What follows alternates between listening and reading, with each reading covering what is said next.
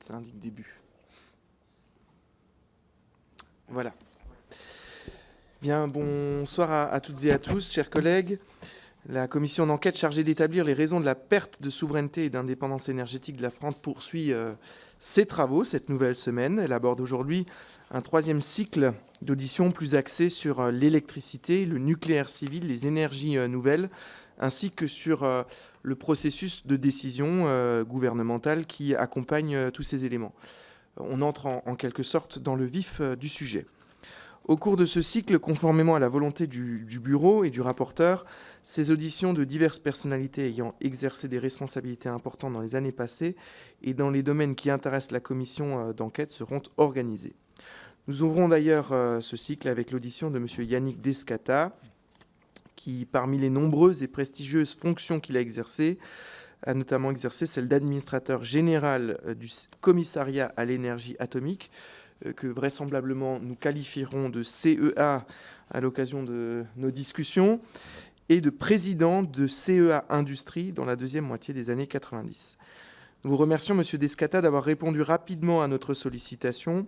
Pour des raisons sanitaires, cette audition est organisée en visioconférence, mais je ne doute pas que la distance physique qui nous sépare ne nuira pas à la qualité de nos échanges. Monsieur Descata, vous connaissez assez bien les assemblées parlementaires, puisque vous avez notamment fréquemment participé à des auditions organisées par leurs organes au titre des fonctions successives que vous avez assumées. J'ajoute à cette occasion que seules les activités civiles du CEA entrent dans l'objet des travaux de la présente commission d'enquête. Les fonctions que vous avez exercées au sein du CEA en qualité d'administrateur général vous ont ainsi, par exemple, conduit à éclairer le Parlement dans le cadre de la commission d'enquête sur Superphénix et les filières des réacteurs à neutrons rapides en 1998. 20 ans après, en 2018, vous avez d'ailleurs rendu un rapport à la demande des autorités publiques dont nous ne pouvons prendre connaissance, semble-t-il. Mais ce sera peut-être un des objets de nos échanges cet après-midi. En tant que responsable d'un organisme de recherche fondamentale et appliquée de renom, dont les financements ne sont pas toujours à la mesure des ambitions, vous avez certainement engagé des réformes, actées vraisemblablement dans des documents stratégiques internes ou conventionnels avec l'État, prenant en compte le contexte d'alors et dessinant les évolutions alors souhaitées. Monsieur Descata, conformément à l'article 6 de l'ordonnance du 17 novembre 1958 relative aux assemblées parlementaires, vous devez prêter serment de dire la vérité, toute la vérité et rien que la vérité. Donc, avant de vous laisser la parole pour un propos introductif, je vous prie donc de bien vouloir lever la main droite et de dire « je le jure ». Alors, on a eu un petit souci avec le son. On a bien vu le mouvement. Voilà, je crois qu'on vous entend, ça y est. Donc, je le jure. Merci beaucoup. Alors, vous avez été destinataire d'un questionnaire préparé par le rapporteur. Je vous laisse la parole pour un propos introductif et puis nous aurons ensuite, avec le rapporteur et les membres de la commission qui nous rejoindront, des questions à vous poser. Merci beaucoup, Monsieur le Président. N'hésitez pas à me faire signe si le son venait à être difficile pour l'Assemblée. Donc, si je parle pas assez fort, dites-le moi, trop fort aussi, s'il vous plaît. L'image est très bonne et j'espère donc, comme vous l'avez dit, Monsieur le Président, que l'éloignement ne nuira pas à nos échanges. En guise d'introduction, j'ai voulu faire deux remarques peut-être assez évidentes. La première, c'est que donc j'étais administrateur général du CEA entre 1995 et 1990, c'était il y a 25 ans. Beaucoup de choses ont changé depuis. Les circonstances ne sont plus du tout les mêmes. La société n'est plus du tout la même. Le monde n'est plus le même. Ceci signifie que, bon, on ne peut pas comparer directement, évidemment, la situation présente avec la situation de l'époque. Autre temps, autre mœurs, bien sûr. Et la deuxième chose, c'est que je voudrais m'attacher à parler uniquement des faits, des faits que je connais pour les avoir vécus. Et merci de m'avoir adressé des questions. Ça m'a permis de remobiliser des souvenirs qui sont très anciens. Donc, je fais au mieux de ma mémoire. Alors, Monsieur le Président, Donc, vous souhaitiez que je dise, d'une part, ce que me suggère l'objet de la commission d'enquête, et également que je vous fasse part des principaux points, des principaux éléments de la situation du CEA donc, dans cette période. Donc, nous étions dans les années 90.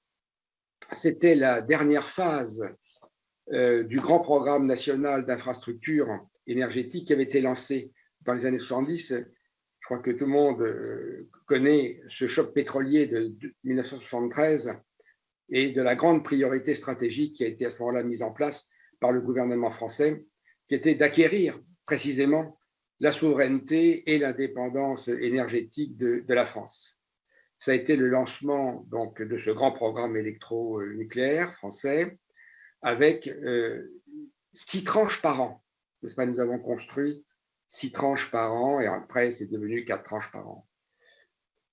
Et je me souviens très bien que lorsque donc le nucléaire devait représenter environ les 3/4 de notre production d'électricité, je me souviens dans les contacts que j'avais avec les homologues des différents pays, la question était souvent, mais la France a fait un très grand recours à l'énergie nucléaire. Pourquoi ?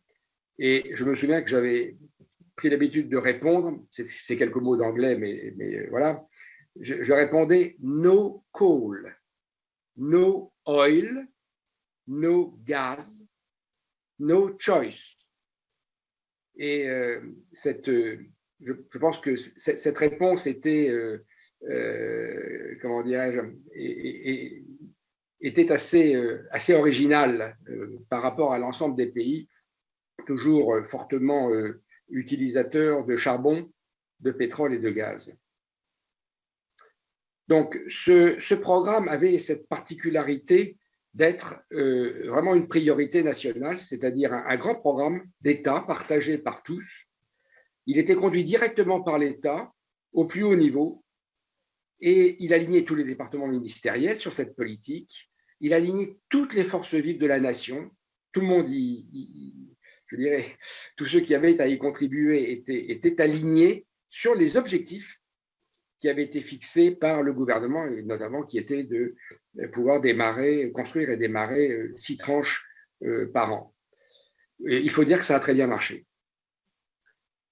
Dans les années 90, 95, 99, la construction donc, des 34 réacteurs de 900 MW, les 20 réacteurs de 1300 MW, ça c'était terminé, et on était en train de construire les 4 réacteurs dits N4, donc de 1450 MW, et il y avait Superphénix qui fonctionnait depuis 1984. Je fais une petite parenthèse sur les N4. C'était une nouvelle génération avec un saut technologique en matière de... Enfin, il y avait dans le N4 une innovation technologique, qui était un saut technologique en matière de sûreté, qui était un contrôle-commande entièrement numérique, entièrement digital. Donc, c'était déjà le digital qui arrivait, sinon c'était un réacteur de 2e génération comme les autres. Et je le mentionne parce que ça a été très difficile. Et si vous avez regardé les plannings, vous avez certainement constaté que ces réacteurs ont pris beaucoup de retard, et c'est à cause de la difficulté, notamment que EDF a eu avec ses industriels pour mettre au point ce contrôle-commande digital. Voilà, donc en un mot, compte tenu des objectifs de la commission d'enquête, oui, la souveraineté et l'indépendance énergétique, c'est possible pour la France et c'est avantageux. Alors, la situation du CEA à l'époque, la situation était la suivante. Le CEA était très clairement, hérité de mes prédécesseurs, hein, le conseil du gouvernement en matière nucléaire, civile et défense. Le CEA était le bras armé du gouvernement. C'était la référence scientifique et technique en matière de nucléaire à l'époque. Il représentait la France à l'étranger pour le nucléaire. D'ailleurs, les attachés nucléaires sont toujours présents dans les ambassades. Et il était aussi, par sa filiale que vous avez mentionnée, CEA Industrie, le responsable et le garant de la filière industrielle. Donc CEA Industrie était une holding qui rassemblait donc les filiales du CEA. Il y avait Framatome pour les réacteurs et leurs combustibles. Il y avait Cogema pour ce qu'on appelait le cycle du combustible, c'est-à-dire l'uranium, l'enrichissement de l'uranium, le retraitement des combustibles usés, c'est-à-dire le recyclage des combustibles, et le traitement et le conditionnement, notamment par la vitrification, donc pour mettre en sûreté les déchets de haute activité et à vie longue contenus dans les combustibles usés. Il y avait Eurodif pour l'enrichissement et il y avait Technicatome pour les réacteurs de propulsion nucléaire navale. Ça, c'était donc dans CEA Industrie. Et quelques mots pour terminer. Le CEA, à l'époque, était très proche d'EDF. EDF faisait largement appel aux chercheurs du CEA et aux moyens de recherche du CEA. Ces moyens de recherche, c'était les réacteurs de recherche, c'était les labos chauds, ce qu'on appelle les labos chauds, ce sont les laboratoires qui permettent de travailler sur les matériaux radioactifs. Il y avait aussi toutes les boucles d'essai, moyens donc, expérimentaux en thermohydraulique, tous les moyens de calcul. Et je dirais cette proximité avec EDF a été très, très efficace. Voilà, Monsieur le Président, ce que je voulais dire en propos introductifs.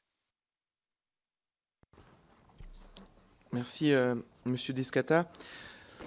Au-delà des fonctions que vous avez exercées à la tête du CEA et de CEA Industrie, il semblerait que, au cours du quinquennat précédent, on vous ait sollicité pour émettre un rapport, un avis sur la situation de la filière nucléaire.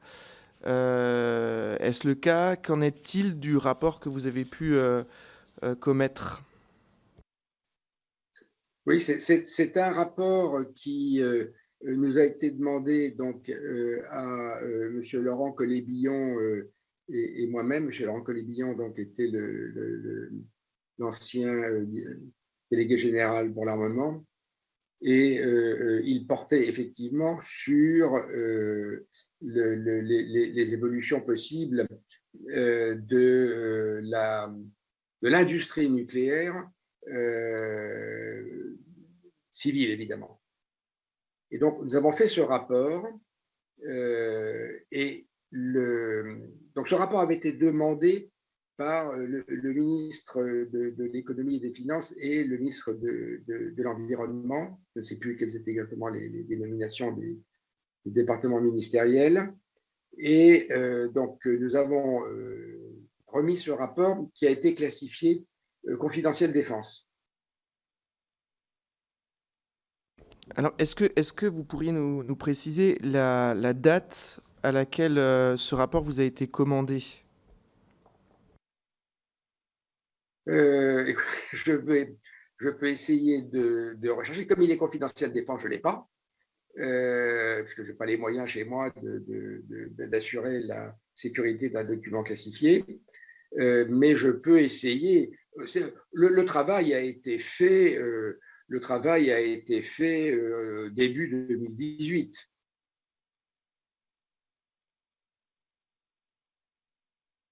Alors, bien que le rapport ait été classé confidentiel défense, le ministre des Finances de l'époque s'était penché dans la presse de remarques assez cinglantes, précisant notamment que ça n'allait quand même pas être un rapport qui allait décider de la politique du gouvernement. Comment avez-vous accueilli ces éléments en lien avec la classification de ce rapport en confidentiel défense, alors que vous venez de nous préciser qu'il s'intéressait au nucléaire civil et pas au nucléaire militaire? Monsieur le Président, je ne sais pas vous répondre. Le gouvernement a jugé bon de le classifier défense Et un rapport nous a été demandé. Moi, je suis à la retraite, j'étais à la retraite, et j'ai fait le rapport avec M. Collet-Billon qui nous a été demandé, avec d'ailleurs, nous n'étions pas que tous les deux, hein, il y avait plusieurs experts, je dirais, avec nous. Voilà, on nous a fait notre travail. J'aurais du coup une dernière question. Bien que ce rapport ait été classé secret défense, enfin confidentiel défense, euh, quelles sont les alertes sur la structuration de la filière nucléaire en restant suffisamment large pour ne pas rompre le secret défense que vous auriez pu émettre à cette époque-là au gouvernement quant à la situation de la filière, alerte qui finalement parfois trouve un peu de résonance aujourd'hui, mais que vous auriez peut-être déjà pu émettre dès 2018. Excusez-moi, monsieur, je suis vraiment navré, mais tout le début de votre propos a été inaudible pour moi, j'en suis désolé. Pas de souci, je répète.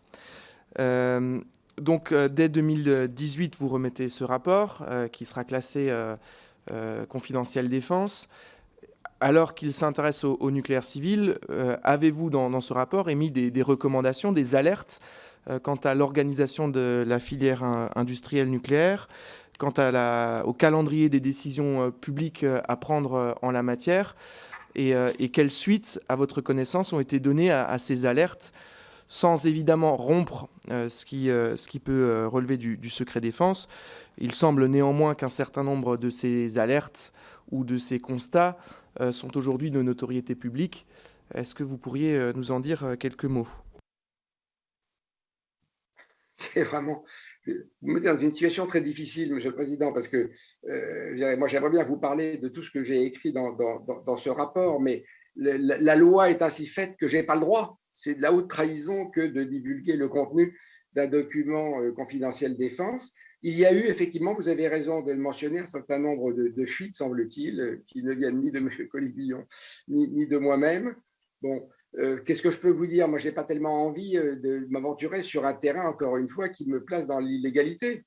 Oui, il y a eu une fuite effectivement dans la presse, donc peut-être que ça, je peux en parler effectivement. Alors, peut-être pour expliquer ce que je peux dire, c'est quelque chose qui est factuel et qui est peut-être en dehors du rapport. C'est que nous avons fait le constat qu'il y avait une désaffection des jeunes pour le nucléaire parce que à l'époque, ils ne voyaient pas d'avenir dans le nucléaire. Les jeunes se tournent évidemment vers l'avenir. Et ceci était préoccupant parce que, je dirais, les compétences disparaissaient.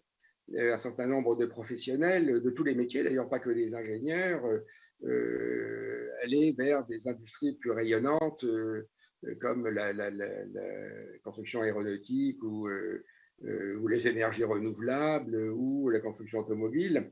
Et donc, nous avons manifesté une inquiétude sur les pertes de compétences qui nous préoccupaient beaucoup. Et donc, ça, c'était une chose, mais c'est un fait de toute façon. C'est un fait, je dirais, complètement objectif. Enfin, de l'époque, hein, on était donc début 2018.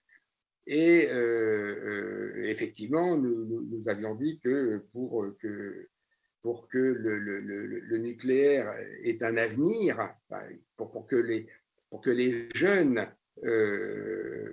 puissent se convaincre que le nucléaire avait un avenir et qu'il fallait se tourner vers cet avenir, il fallait construire. Avenir et faire du neuf, c'est la même chose. Voilà. Donc, nous avions dit cela. Et je n'aimerais pas tellement, Monsieur le Président, je m'excuse de vous dire ça comme ça, mais je dirais, je ne devrais pas vous parler de ce rapport. J'en suis navré, ce n'est pas moi qui fais la loi, c'est pas moi qui l'ai classifié, et j'y suis tenu. Non, mais je comprends tout à fait, Monsieur Descata. Le ministre qui est à l'origine de ce classement en confidentiel défense s'est lui-même épanché dans la presse d'un certain nombre d'éléments contenus dans ce rapport. Il semble donc tout à fait légitime que notre commission d'enquête s'intéresse à ces éléments dont le ministre a lui-même fait la publicité. Pour le reste, je note la gêne qui est la vôtre. J'entends quand même l'esprit qui est finalement celui qui semble être présent dans les conclusions de vos travaux dès 2018. Et je crois que la date est importante.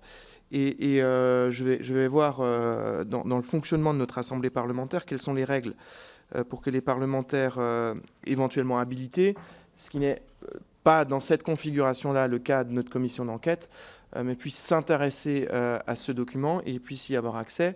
Certains parlementaires sont habilités confidentiels défense et on pourra donc tout à fait les solliciter pour qu'ils puissent jeter un œil à ce rapport et peut-être nous donner un avis qu'ils pourraient avoir sur ce rapport. Je pense que c'est quelque chose qui est tout à fait déterminant. On vous a commandé à l'époque, Monsieur Hulot et Monsieur le ministre des Finances, un rapport sur le nucléaire qui a été rendu en 2018. Ce n'est pas une date complètement innocente dans les questions que notre commission d'enquête est amenée à se poser. Bien, je vais laisser la parole à Monsieur le rapporteur.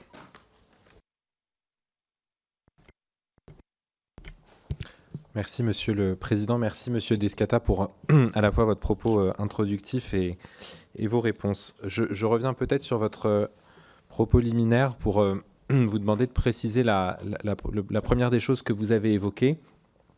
Si je ne me trompe pas, d'ailleurs, vous entrez au CEA même en 1982 et vous y êtes aux responsabilités jusqu'en 2000. Donc, je me permets de revenir sur ce point-là pour savoir, d'abord, quand vous arrivez à la tête du CEA, dans quel état se trouve, selon vous, le parc nucléaire à la fois en termes de compétences, en termes de capacité de développement et aussi, peut-être là plus pour la partie CEA, en termes de recherche-développement, qu'il s'agisse des déchets, qu'il s'agisse de la capacité à envisager de nouvelles générations de réacteurs et du rayonnement de cette recherche au niveau international.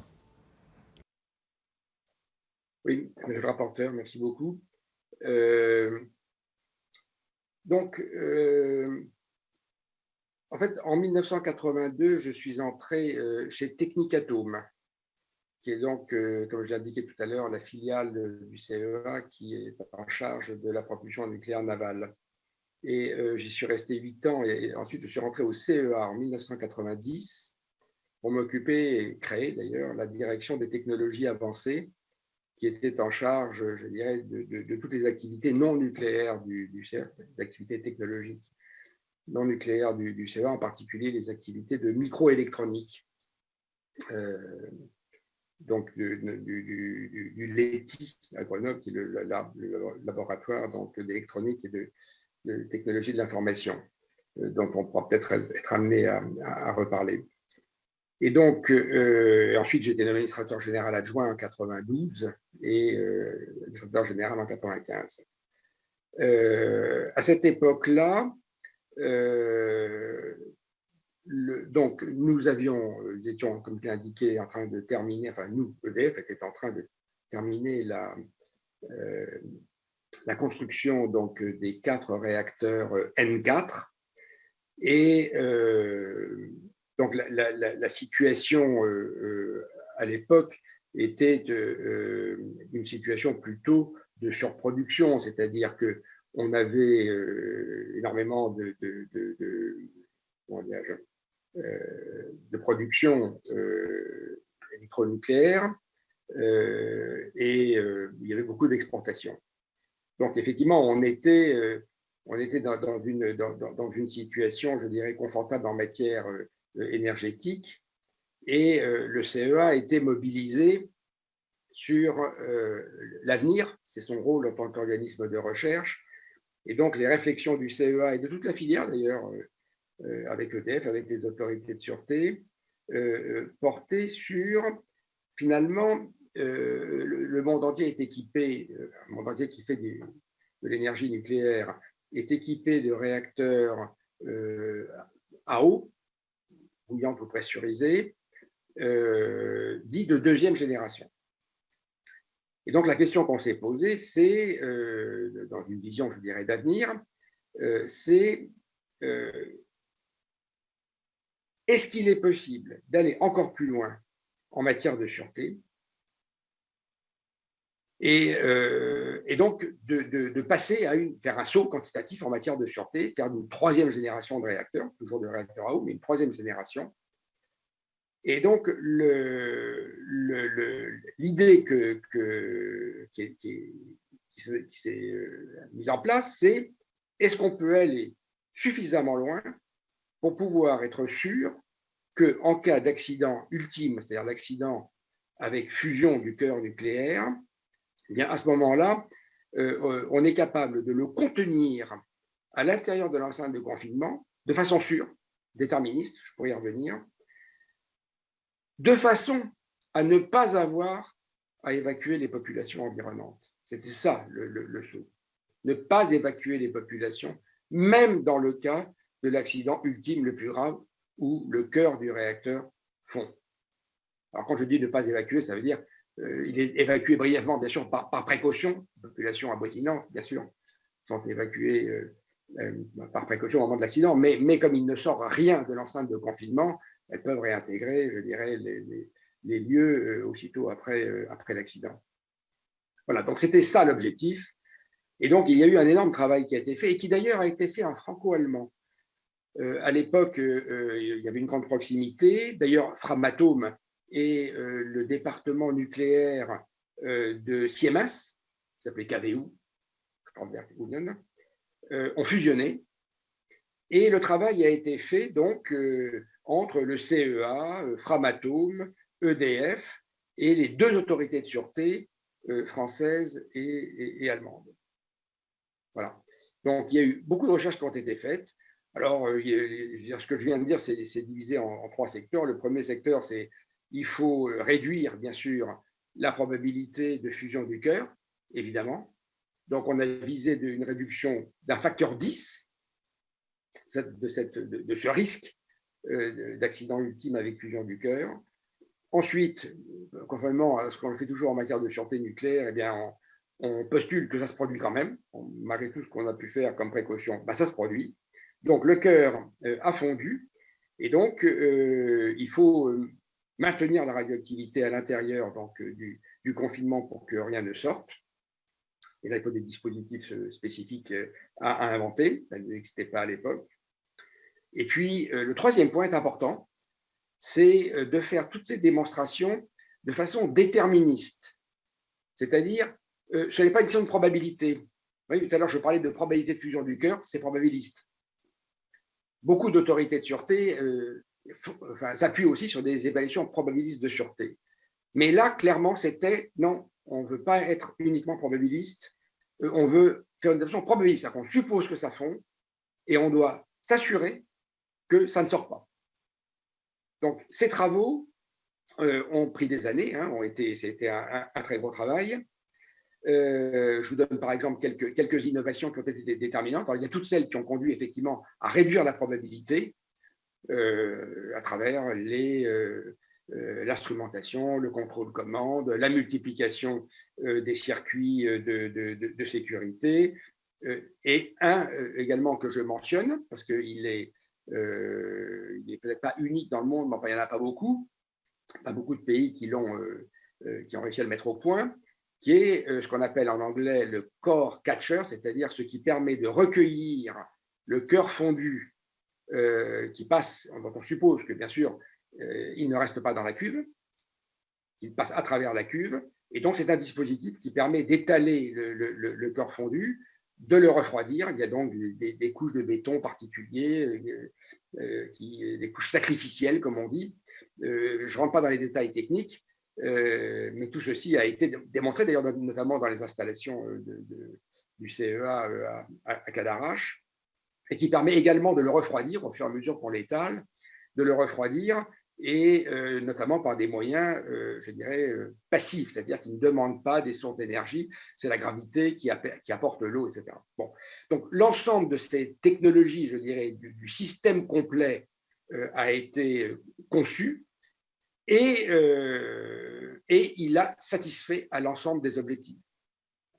Donc les objectifs sont atteints, et ceci a été homologué par les autorités de sûreté, en France, bien sûr, mais pas seulement. Ça a été homologué par les autorités de sûreté en Angleterre, donc au Royaume-Uni, aux États-Unis, en Finlande et en Chine. Voilà, donc il y a 5 pays qui ont, je dirais, homologué donc, je dirais, les performances et les caractéristiques de ce réacteur. Donc, il y en a très peu dans le monde. Excusez-moi, monsieur Descata, je suis désolé, mais ma question portait sur l'état du parc nucléaire, selon vous, quand vous êtes arrivé aux responsabilités au milieu des années 90. Oui, mais comme je vous l'ai dit, on avait une très forte production, tout fonctionnait très bien, ces réacteurs étaient neufs pour la plus grande partie, et on était plutôt en surproduction. Je vous remercie. Pourtant, dès le début des années 90, certains rapports parlementaires, notamment au Sénat, s'inquiètent de l'effet falaise qu'il y aura et qu'on détecte depuis quelques années maintenant en termes de maintenance des installations nucléaires, étant donné la quantité du parc et puis la durée de vie des centrales et les visites attenantes. Vous, à la fois lorsque vous étiez aux responsabilités au CEA et ensuite entre 2000 et 2003, vous ne ressentez pas ce besoin actuel ou futur de maintenance sur ces réacteurs? Ce n'est pas une question qui se pose pour vous à l'époque? Le souvenir que j'en ai, c'est que la maintenance, clairement, a toujours été une priorité, priorité du CEA pour ses propres installations nucléaires. Bon, et une priorité, je dirais, d'EDF, c'est une évidence, je pense, pour tous les industriels. La bonne maintenance est la seule garantie de bonne disponibilité de l'outil de production, et donc c'est de loin ce qui est le plus économique, c'est de faire de la maintenance. Il n'y a qu'une chose, c'est que comme il y a beaucoup de réacteurs et que la France est un petit pays, il y avait un problème de dimensionnement de l'industrie pour être capable, donc de la filière industrielle, pour être capable effectivement d'avoir suffisamment de professionnels des différents métiers. Et d'ailleurs, ça a été travaillé en européen, c'est-à-dire que l'on ne s'est pas appuyé que sur l'industrie, je dirais, française, mais aussi très largement sur l'industrie européenne pour avoir suffisamment de professionnels, comment dire, non seulement formés, mais qualifiés. Parce que pour travailler dans le nucléaire, il faut passer des qualifications, je dirais, spécifiques, notamment pour les travaux sous irradiation. Donc oui, c'était une préoccupation. C'était donc, comment dire, les dirigeants s'en occupaient pour avoir les moyens en permanence. Effectivement, la crainte qu'on puisse, mettons, à certains moments, s'il y avait des pics de travaux, ne pas trouver, je dirais, les industriels disponibles à ce moment-là et donc d'avoir des risques sur la disponibilité, etc., était effectivement identifié. C'était un problème de politique industrielle avec, je dirais, la supply, si vous permettez l'expression en anglais, la supply chain. Ce n'était pas l'état du parc, à ma connaissance, qui posait problème, c'était d'avoir suffisamment de supply chain. Est-ce que cette inquiétude a été manifestée à l'époque auprès du gouvernement?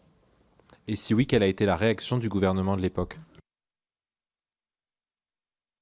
Je pense que ce sont des sujets qui sont traités au niveau, notamment du conseil d'administration d'EDF, je suppose, et auquel participent évidemment les représentants de l'État. Oui, je pense que le problème est connu et qu'il faut comment dire, avoir une industrie suffisamment nombreuse, formée et disponible au niveau européen.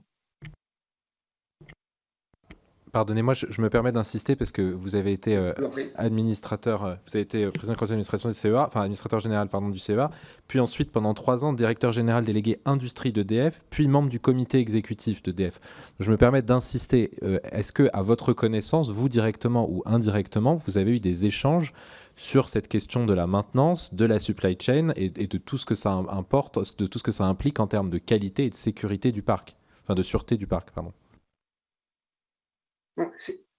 La question de la supply chain, c'était de nature, je dirais, à créer des retards. La maintenance devait être faite. Il n'était pas question de ne pas la faire. Donc, si effectivement on ne trouvait pas, au moment où on avait besoin, l'industriel disponible, on prenait du retard. il ne s'agissait pas de ne pas faire la maintenance. Donc, c'était pas lié au niveau, je dirais, de qualité, je dirais, des matériels.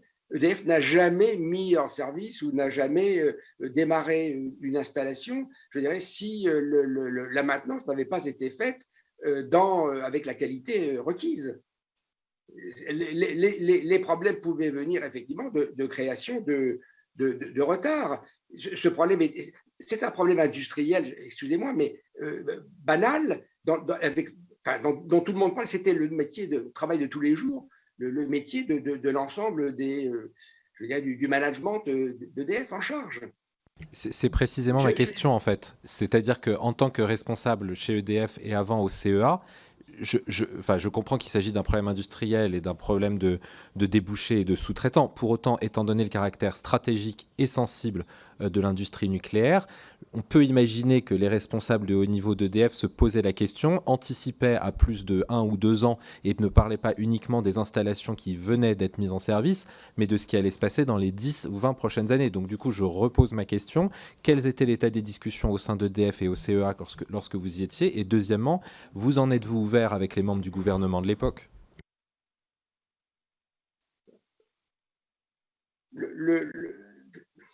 Je ne sais pas comment répondre à votre question.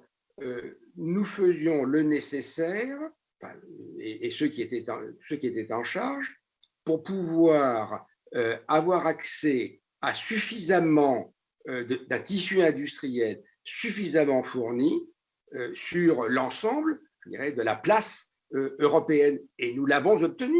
On a eu peut-être, je n'ai pas de souvenir particulier, mais il y a sûrement eu des moments où l'industriel n'a pas été disponible, ou bien il y a eu un retard sur une tranche alors que c'est lui qui devait venir travailler sur une autre, donc ça a mis en retard la suivante. Ça, oui, on a certainement eu à le gérer au niveau de ce qu'on appelle le coefficient de disponibilité, mais à l'époque, il n'y avait pas l'idée que, comment dire, vous savez, monsieur le rapporteur, en fait, j'ai l'impression que vous avez en tête, je dirais, le grand carénage et les travaux, je dirais, correspondants, qui effectivement ont représenté une énorme. Actuelle, à l'époque, on n'était pas dans ce cadre-là. On avait les visites normales, on avait les visites décennales, je dirais, habituelles, et tout ceci était, je dirais, comment dire, nous le pratiquions, nous faisions de la politique industrielle, on pouvait avoir des difficultés, des hauts et des bas, mais il y avait assez d'industrie sur l'ensemble de la place européenne pour que nous puissions faire notre travail. Et si nous le faisions mal, le problème, c'est que ça créait du retard. Mais il n'y avait pas de souci, je dirais, particulier pour pouvoir avoir des professionnels. On les trouvait, éventuellement, on les formait. Il y a toujours eu une école des métiers chez EDF en particulier, si vous voulez. Donc, je pense que je crois deviner ce que vous avez en tête. Il me semble que l'énorme programme de visite décennale pour l'extension, je dirais, au-delà de 40 ans, de toutes les tranches qui arrivent effectivement un peu en même temps, lui, effectivement, a demandé une masse de travail considérable qui, d'ailleurs, n'a été connue que tardivement, puisque ça correspondait aux exigences de l'autorité de sûreté sur l'extension de vie. Et vous savez que ces exigences ont été très élevées, puisqu'elles ont été jusqu'à dire, certes, c'est de la deuxième génération, mais pour pouvoir étendre au-delà de 40 ans, nous souhaitons que vous fassiez toutes les modifications qui permettent de se rapprocher au maximum de la troisième génération.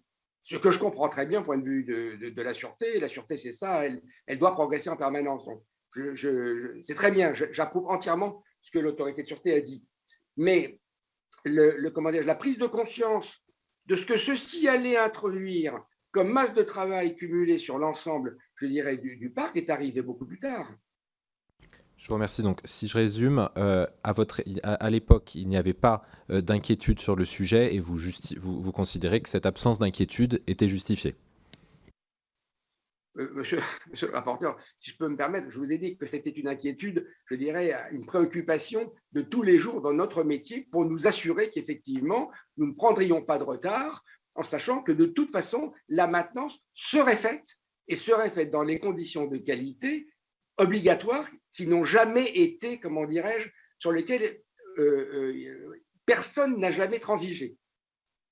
Je vous remercie. J'en passe à une question sur la 4e génération, puisque c'est effectivement lorsque vous étiez aux responsabilités au CEA que le gouvernement a pris la décision d'arrêter le réacteur Superphénix, qui était, comme chacun sait, un réacteur à neutrons rapides, donc de 4e génération, qui avait pour caractéristique d'absorber la quasi-totalité des déchets nucléaires et avec une technologie radicalement nouvelle, de permettre un approvisionnement en combustible quasi cyclique et donc avec un approvisionnement extérieur très faible, avec d'autres questions en termes de sécurité.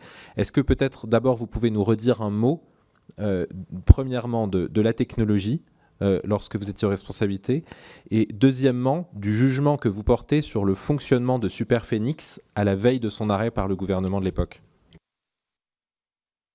Donc en fait, Superphénix, réacteur à neutrons rapides, donc surgénérateur, c'est-à-dire qui est capable, grâce aux neutrons rapides, je pourrais donner des indications techniques si vous le souhaitez, mais grâce aux neutrons rapides, il permet de convertir l'uranium 238, qui est le plus abondant, mais qui n'est pas fissile, en uranium 239, qui, lui, est fissile. Et c'est pour ça qu'on dit qu'il est surgénérateur, parce que si on met de l'uranium 238 autour du cœur, il reçoit les neutrons et il fabrique, en quelque sorte, plus de matière fissile qu'on en consomme, je dirais, dans le cœur. D'où le terme de surgénérateur. Donc, effectivement, les neutrons rapides permettent, pratiquement de ne plus faire appel à l'uranium naturel, puisque avec l'ensemble de l'uranium 238 que nous avons sur le territoire national et qui vient de l'enrichissement de l'uranium, par les neutrons rapides, on peut le convertir en matière fissile et donc en combustible. Les neutrons rapides ont une autre caractéristique et qu'ils peuvent transmuter les noyaux radioactifs, je dirais, à vie longue. C'est pour ça qu'ils étaient, les réacteurs neutrons rapides étaient intéressants en particulier pour l'application de la loi Bataille, la loi de 1991 sur les déchets. Vous vous souvenez qu'il y avait 3 volets, d'ailleurs. Vous me demandiez ce que le CEA faisait à l'époque en R&D. Je vous ai expliqué qu'il faisait effectivement le travail sur la 3e génération, mais il faisait aussi beaucoup de travail sur la loi de 91, qui est, vous vous souvenez, 3 voies de recherche, 3 voies de recherche, hein, c'est ce que dit la loi, le stockage en couche géologique profonde, l'entreposage de longue durée en surface et subsurface, et en séparation, transmutation. Voilà. Et donc, le réacteur Superphénix avait été fait en fait pour sa surgénération. En fait, à l'époque, on pensait que à l'époque, les prévisions étaient d'une très forte croissance, très forte croissance tout court, et donc de l'énergie. Bien sûr, ça ne s'est pas avéré. Et donc, lorsqu'il a démarré, je crois en 1984, quelque chose comme ça, il a eu des soucis, je dirais, comme d'ailleurs son ancêtre Phénix avait eu avant lui, je dirais, de mise au point, comme n'importe quelle, je dirais, machine a au départ. Ça, il faut les ingénieurs le savent. Lorsqu'on met au point un matériel, les premiers matériels que l'on utilise, les têtes de série, comme on dit, ou les prototypes, alors passez-moi l'expression parce qu'elle n'est pas jolie, mais c'est celle des ingénieurs, on doit déverminer, je dirais, ce produit. C'est-à-dire qu'on sait qu'au départ, il a plein d'imperfections et il faut donc le mettre au point et l'industrialiser. Donc c'est arrivé à Superphénix, qui était une énorme extrapolation de Phénix. C'est pour ça que c'était quasiment un prototype. Je crois que Phénix, ça devait être 125 mégawatts et Superphénix 600. Donc, vous voyez, il y avait un facteur d'échelle important. Et donc, c'était vraiment un prototype. Il a eu des tas de maladies de jeunesse. Et c'est vrai qu'il a été arrêté assez souvent pour réparation. Alors, il a été converti en outil de recherche pour la loi de 1991. Et ensuite, il a été arrêté en 1998, je crois.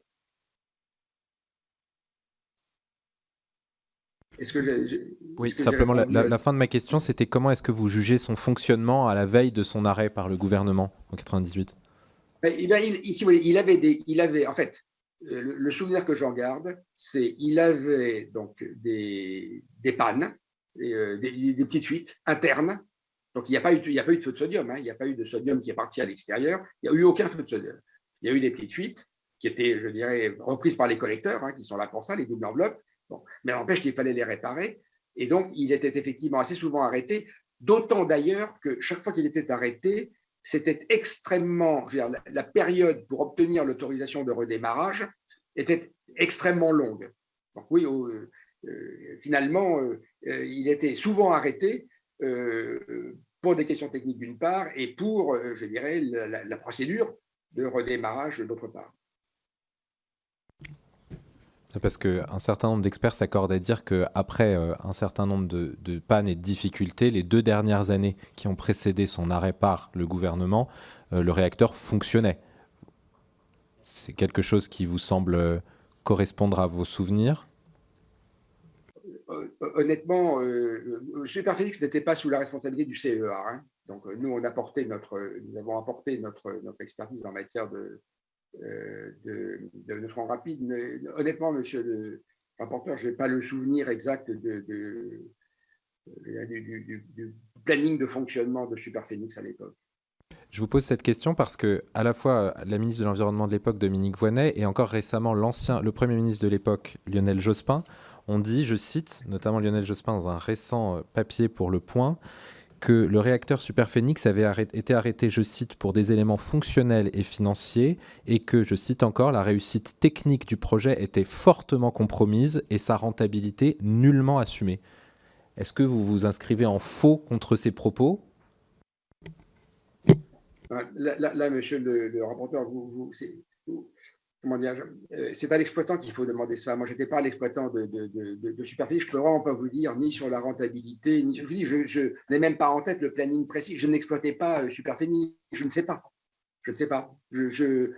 Personnellement, je pense que ce réacteur, comme tous les réacteurs, je dirais, aurait parfaitement bien marché après avoir été purgé, enfin déterminé, comme on dit.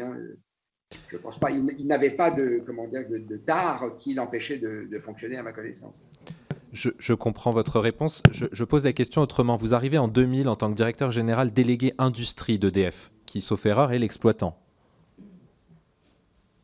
de Superphénix, qui est arrêté à ce moment-là. J'imagine que vous avez des discussions avec vos équipes industrielles ou avec le comité exécutif d'EDF sur le sujet. Est-ce que, à votre souvenir, la question de l'état de Superphénix et de la pertinence de son arrêt est justifiée? Et deuxièmement, même si ensuite vous ne serez plus aux responsabilités, c'est Phénix, le réacteur Phénix, qui est lui-même arrêté. Est-ce que, de même, vous avez des discussions avec des interlocuteurs au sein d'EDF ou à l'extérieur qui vous permettent d'avoir une idée, même indirecte, de la pertinence de ces arrêts? Alors, lorsque Superphénix a été arrêté, le gouvernement a demandé au CEA de prolonger la vie de Phénix, justement pour pouvoir faire les recherches. On avait besoin de neutrons rapides. Donc, le gouvernement a dit, j'arrête Superphénix et je demande au CEA de prolonger, c'était jusqu'en 2010, je crois, de prolonger la durée de vie de Phénix. Chez EDF, oui, on parlait de Superphénix parce qu'on parlait de son démantèlement. Il était arrêté, il fallait enlever le sodium, il était contaminé, il a fallu faire une usine pour décontaminer le sodium et préparer le démantèlement. Oui, on a parlé effectivement de Superphénix. La décision a été prise, le réacteur était arrêté depuis 2 ans ou 3 ans et évidemment, personne chez EDF n'était heureux de l'arrêt de Superphénix, qui d'ailleurs n'a pas été compris.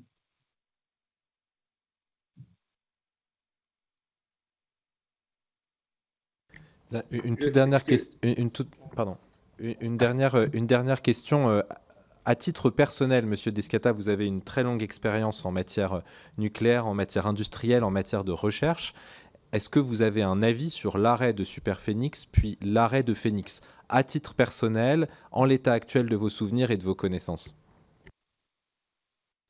Comme je vous l'ai dit, je pense en tant qu'ingénieur que le réacteur Superphénix, après avoir été déterminé comme tous les prototypes, je dirais, aurait parfaitement bien marché. C'est ce que je pense, mais voilà, c'est le pronostic que je fais avec mon expérience.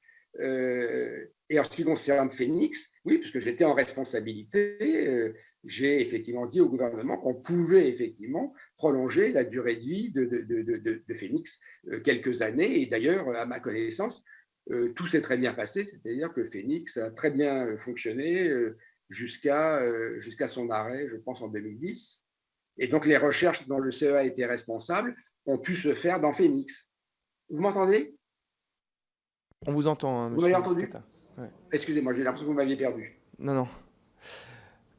Bien, on va passer aux questions des groupes politiques. Pour le groupe Renaissance, je vous en prie. Bonjour monsieur, merci monsieur le président, monsieur le rapporteur. Effectivement, moi je viens du territoire proche de Superphénix puisque je suis députée de l'Isère et effectivement on a un peu le sentiment qu'il y a une réécriture de l'histoire de Superphénix qui a lieu après la bataille avec effectivement un ressenti des experts de l'époque qui disaient que Superphénix c'était quand même finalement une expérience assez... sans aller jusqu'à dire dangereuse, mais en tout cas après coup, on s'est dit que c'était pas le bon modèle et qu'il y avait quand même un certain nombre de fragilités dans le système et que c'était pas le modèle à reproduire. Donc finalement, une expérimentation à échelle 1 un peu hasardeuse, donc à se poser la question si l'argent à ce moment-là avait été bien employé. Et effectivement, deuxième question, mais qui du coup est moins liée au sujet nucléaire. Donc je ne sais pas si dans l'organisation des débats, Monsieur le Président, si vous voulez qu'on la pose tout de suite ou si on revient sur les autres sujets après. Mais moi, j'avais une question sur le lien entre les organismes de recherche, sur le lien entre le CEA et l'INES.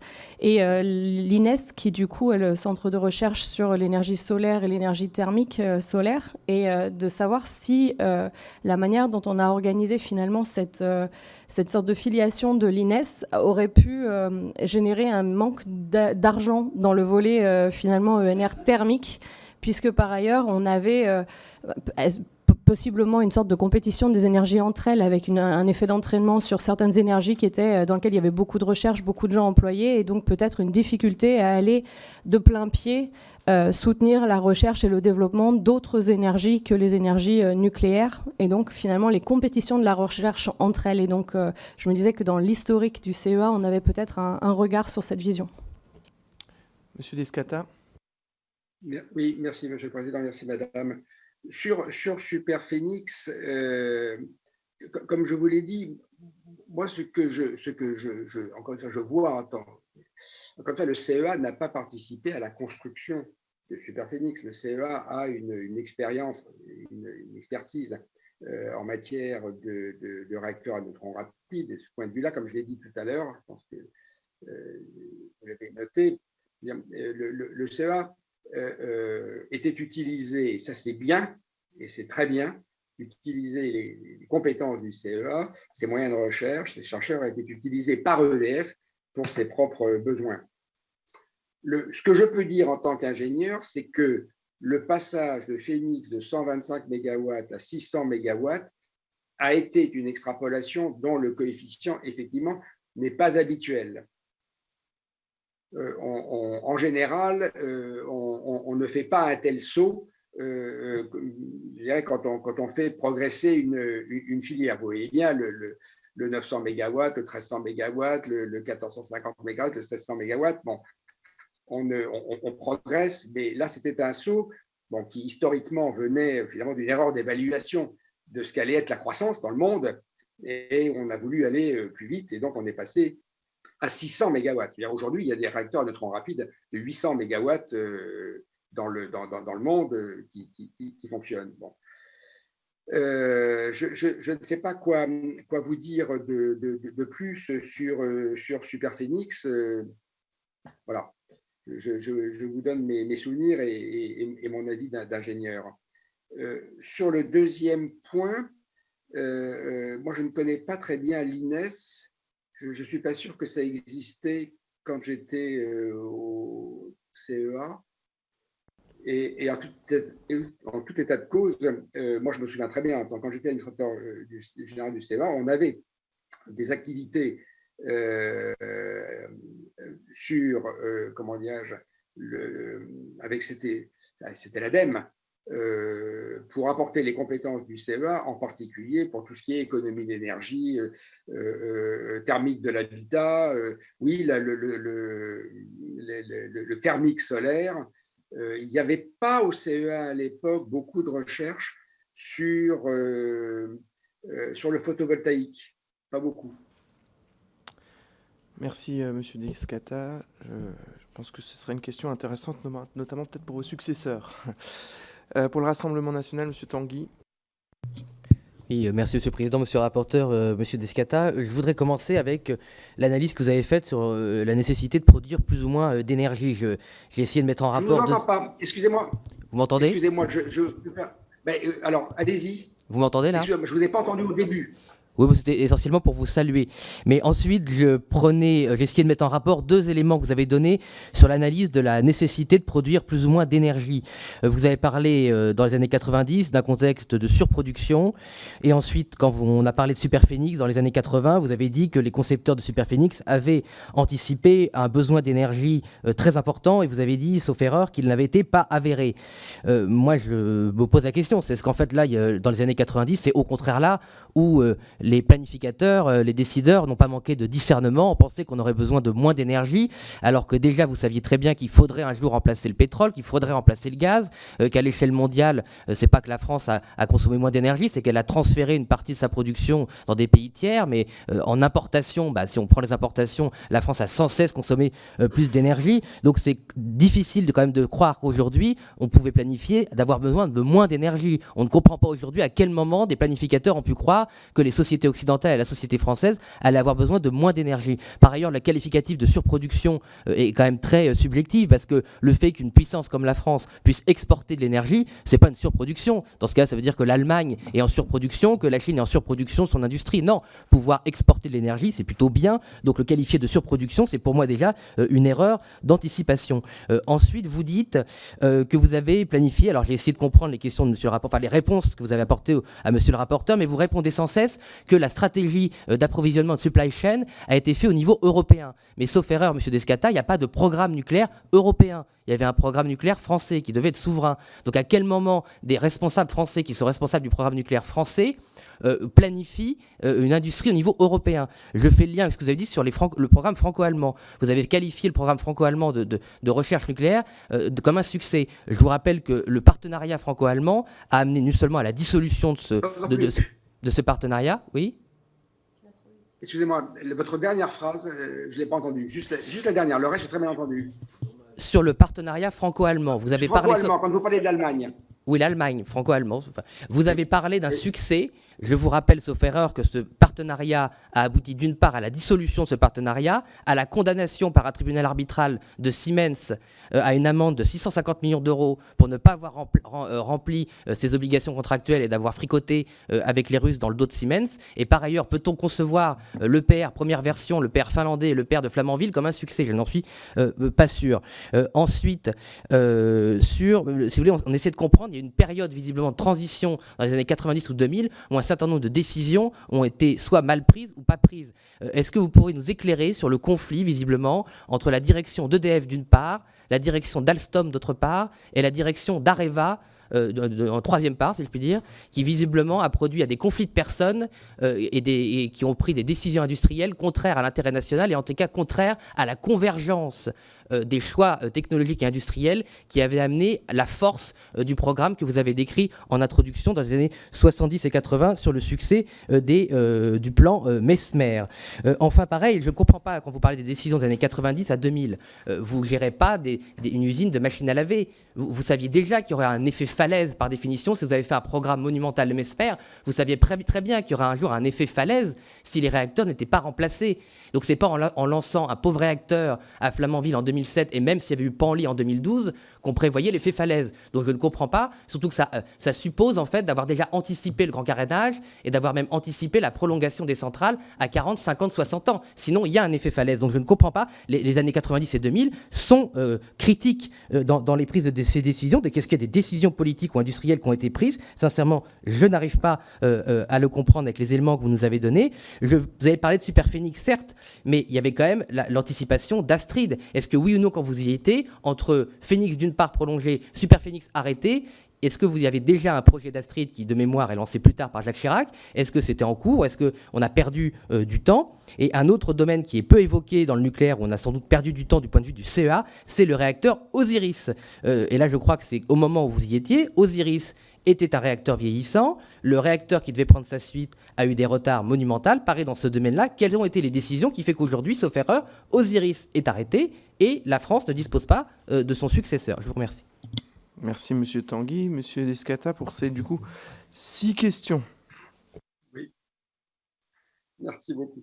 J'ai noté à la volée. Alors, en 1990, les besoins d'énergie, quand je vous dis qu'il y avait surproduction, c'est ce qui était dit à l'époque.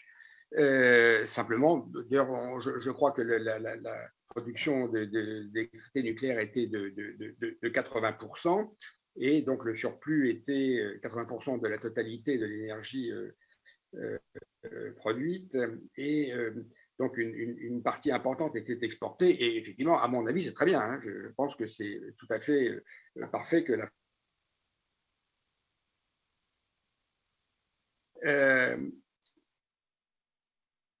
Je voudrais vous dire quand même que, à ma connaissance,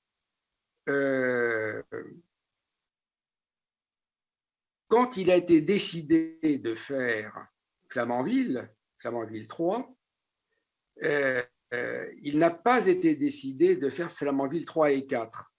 D'habitude, on construit toujours les réacteurs par paire. Il y a 1000 raisons que je peux expliquer pour lesquelles c'est infiniment plus, comment dirais-je, rentable et efficace de construire par paire. Au passage, d'ailleurs, si on avait construit Flamanville 3 et Flamanville 4, personnellement, je pense que Flamanville 4 serait déjà en service. Bon.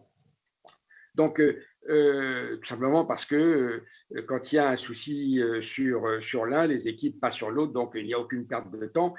Et puis, si un matériel, je dirais, n'est pas disponible, on le prend sur le deuxième, et donc on ne perd pas de temps non plus. Donc voilà, il y a 1000 raisons pour lesquelles. Et à l'époque, et d'ailleurs, localement, les gens auraient souhaité accueillir la paire de réacteurs. Mais ce sont les conditions, comment dirais-je, de production d'énergie qui ont conduit à dire non, on n'a pas besoin de 2 réacteurs, on va être dans une surproduction, on ne saura pas vendre l'électricité, on ne saura pas quoi en faire. Donc, je n'y étais pas, hein, donc ce n'est pas moi qui ai pris cette décision, mais on ne saura pas quoi en faire, et donc il faut en faire qu'un. Donc, si vous voulez, mais je réponds à votre question, encore une fois, avec mes souvenirs et au plan historique, c'était bien, je dirais, ce qui était vu, je dirais, à l'époque.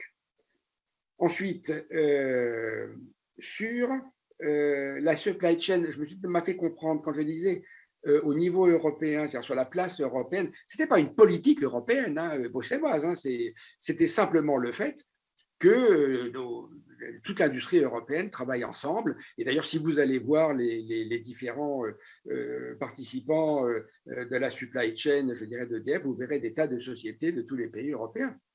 Y compris d'ailleurs à Flamanville. C'est tout à fait normal, c'est très simple, c'est des caractéristiques, je dirais, de l'Union européenne. Donc c'est ça que je voulais dire. Et ensuite, sur l'EPR, bon, j'ai entendu ce que vous avez dit sur la relation franco-allemande, c'est exact. Quand j'ai dit que c'était un succès, alors ça, il faut que je m'arrête 2 secondes là-dessus, c'est un sujet sensible.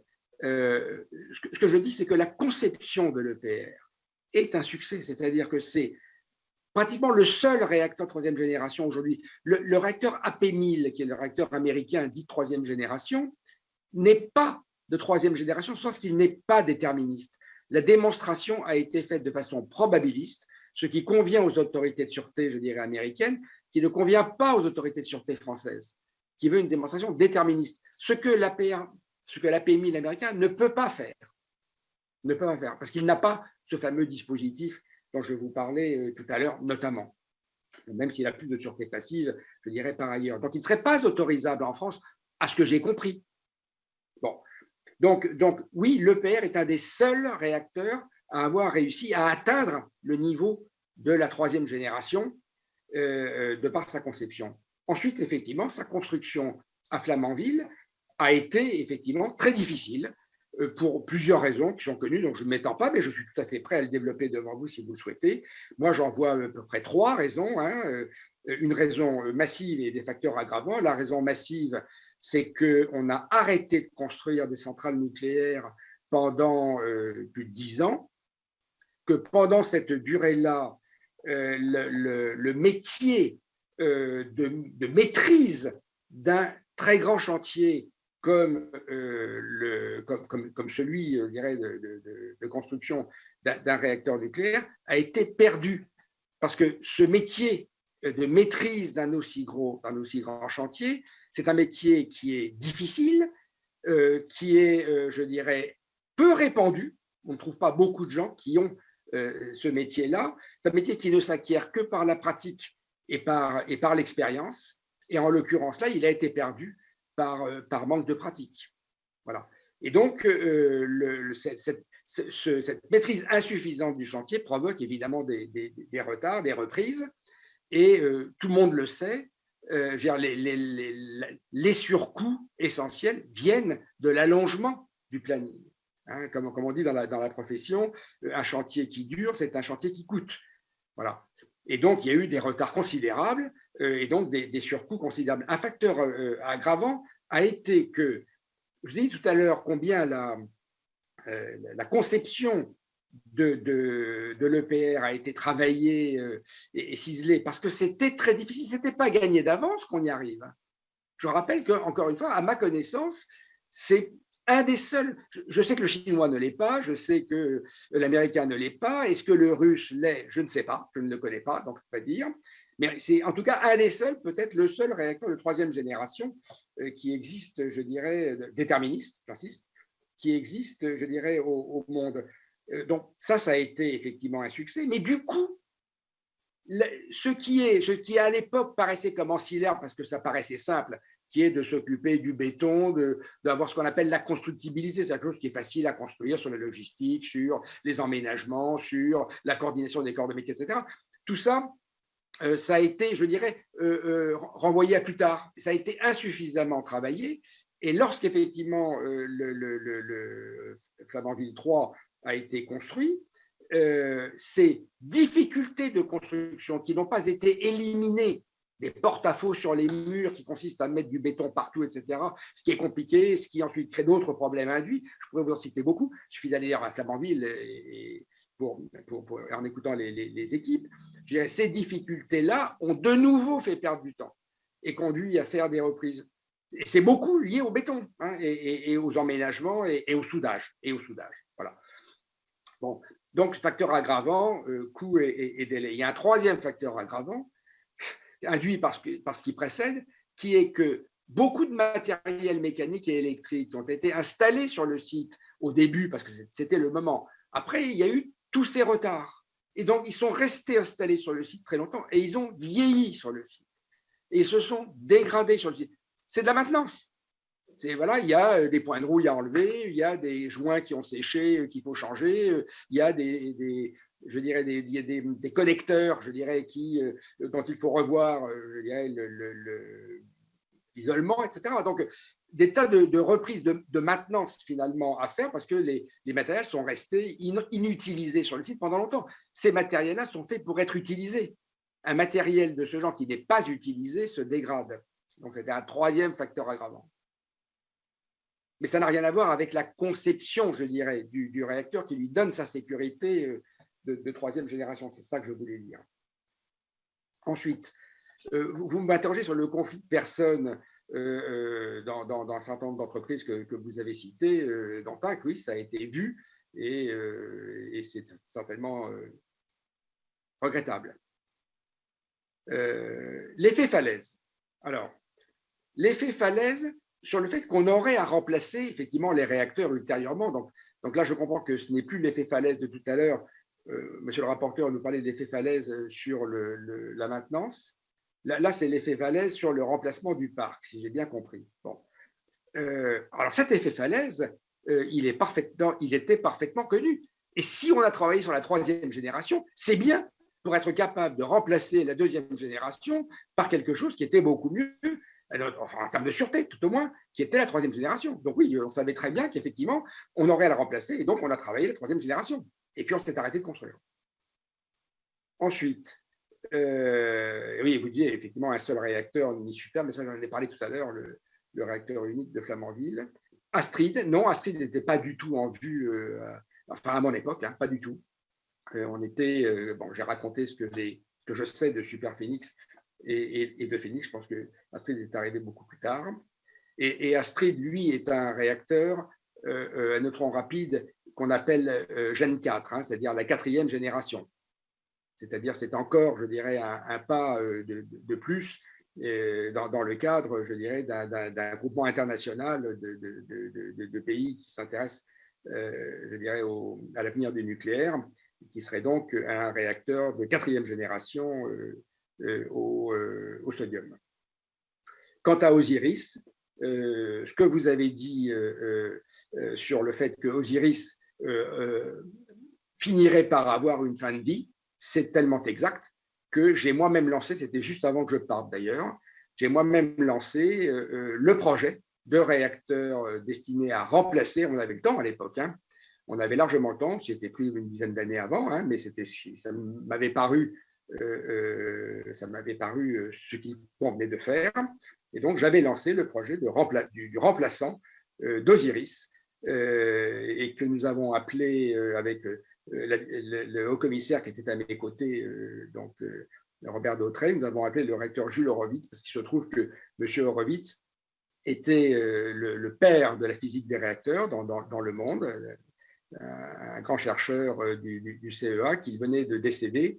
Et donc, en son honneur, le remplaçant d'Osiris a été appelé réacteur Jules Horowitz. Et effectivement, l'histoire montre qu'il a pâti des mêmes problèmes que ceux que je viens d'évoquer, donc qui affectaient toute la filière, je dirais, française. Et donc, on trouve les problèmes de RJH, du réacteur Jules Horowitz, donc RJH, ressemblent beaucoup à ceux que l'on voit à Flamanville 3 pour les mêmes raisons. Merci beaucoup. Alors pour la France Insoumise, il n'y a personne. Pour les Républicains, Monsieur Dubois. Oui, Monsieur Escala, je vais faire appel à votre mémoire récente. En 2018, vous transmettez au ministre Nicolas Hulot et au ministre Bruno Le Maire de relancer immédiatement la construction de 6 EPR pour redonner des moyens industriels à la filière nucléaire. Qu'est-ce qu'on vous apporte comme réponse à ce rapport?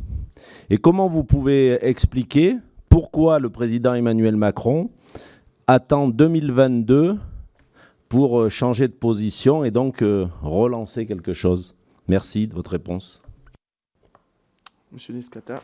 Alors, puisque c'est vous qui avez donné une information, monsieur le député, je vais de ce rapport, hein, donc je vais la compléter. En fait, ce que nous avons expliqué avec mes collègues, c'est que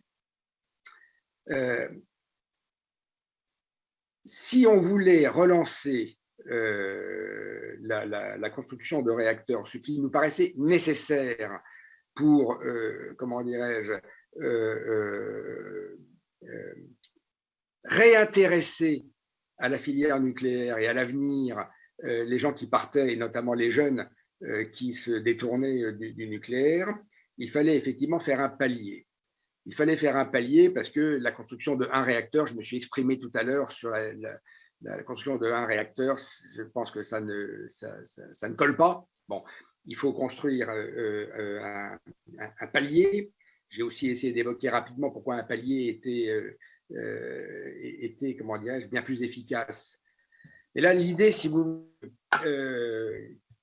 on était précisément sur la voie du du renouvellement du parc, c'est-à-dire d'arrêter les réacteurs anciens le moment venu, de les remplacer par ces réacteurs de troisième génération. Et il fallait que ce soit économique.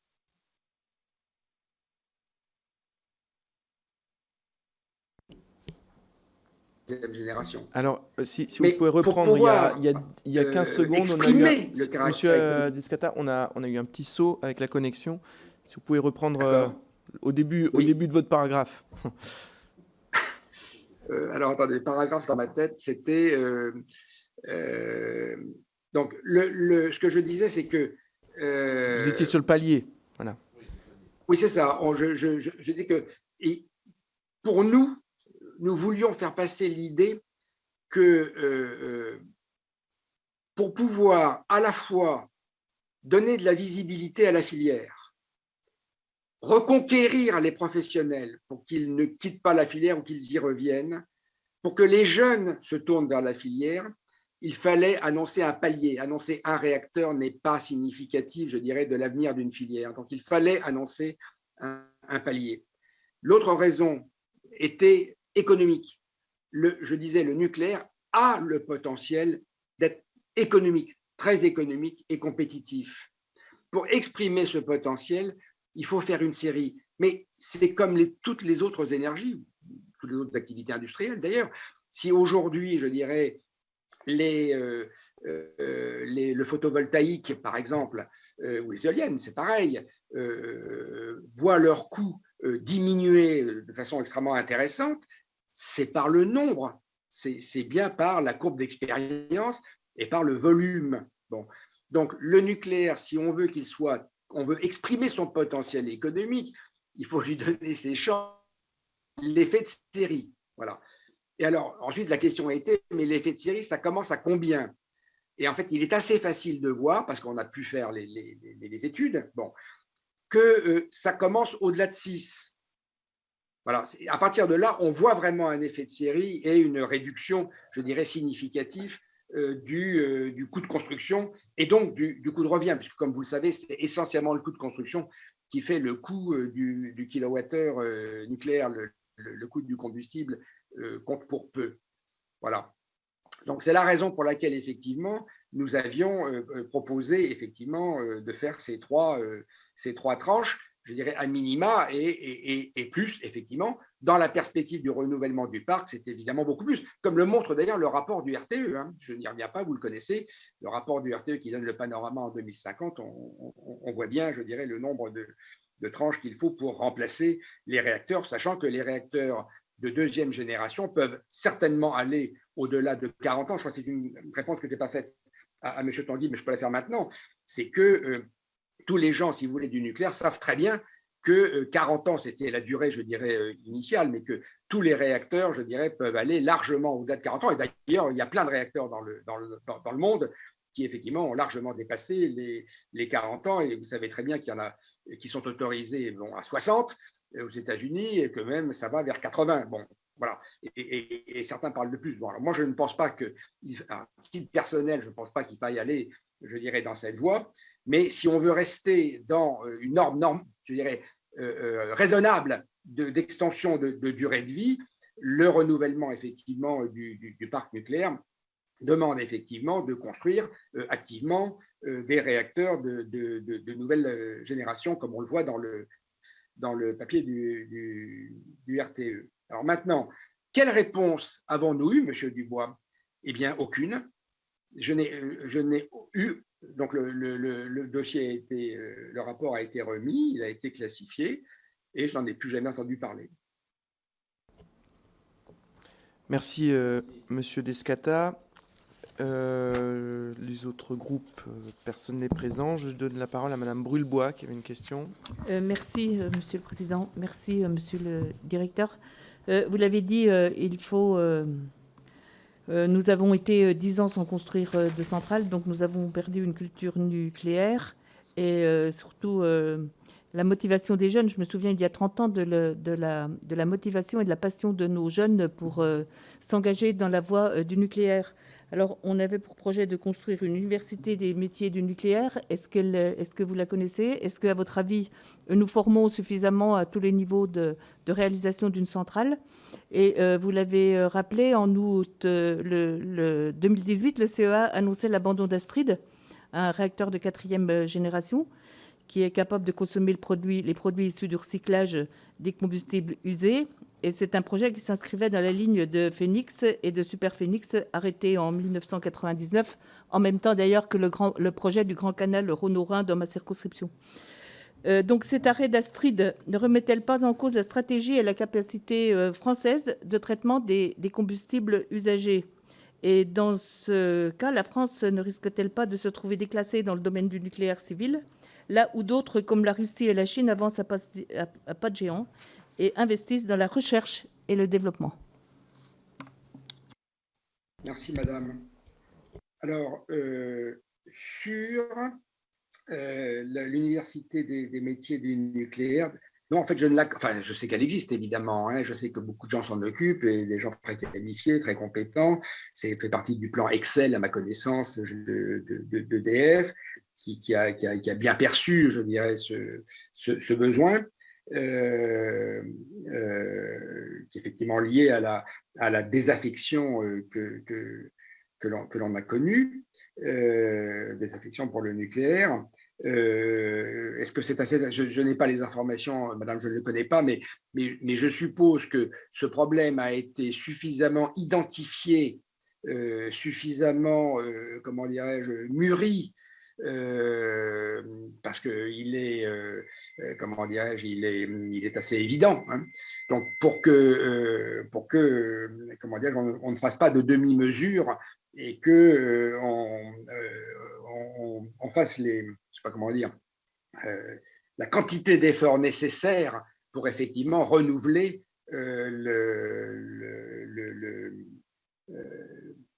la pépinière et renouveler, je dirais, le réservoir, je dirais, des compétences dont on aura besoin, parce que bon, les départs en retraite en plus continuent, si vous voulez, donc il y a non seulement à rattraper le retard, mais aussi à remplacer ceux qui partent. Donc oui, je pense que c'est sûrement quelque chose qu'il faut faire de façon très, très, très massive, et à ma connaissance, je pense que les jeunes remanient,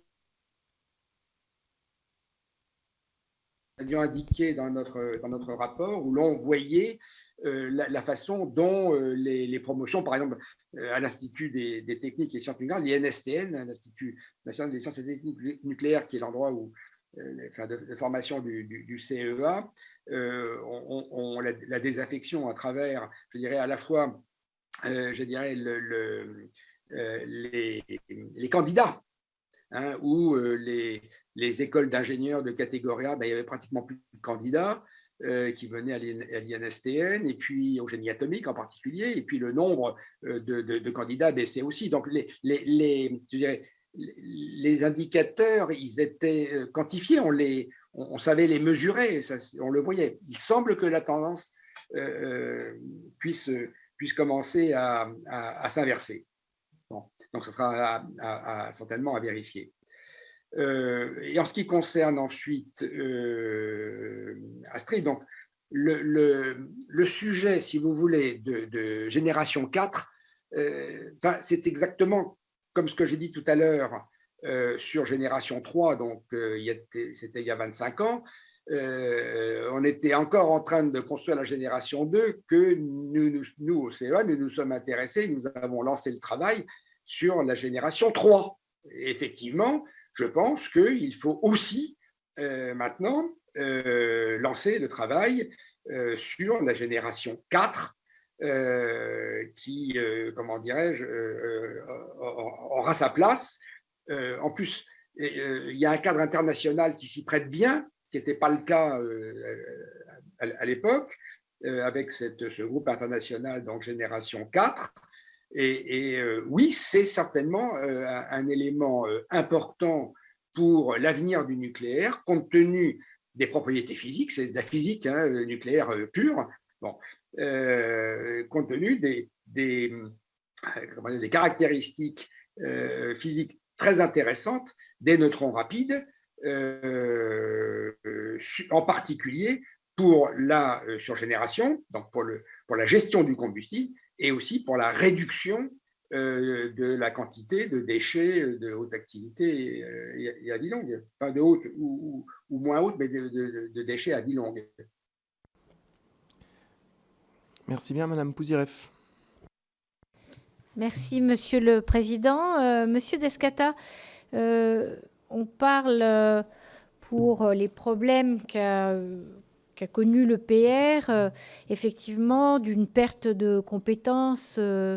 Pendant plus de 10 ans, on n'a plus construit de réacteurs. Il y a peut-être aussi une raison qui est liée aux exigences nouvelles en matière de sûreté suite à Fukushima.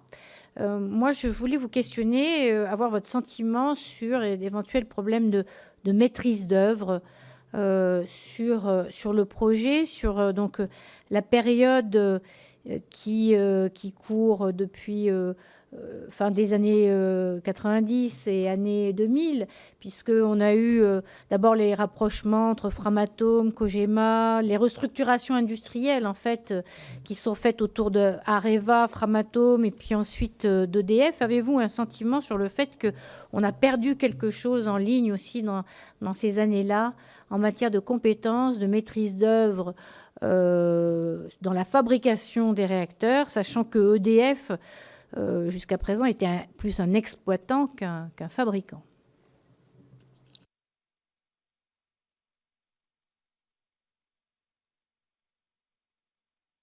Oui.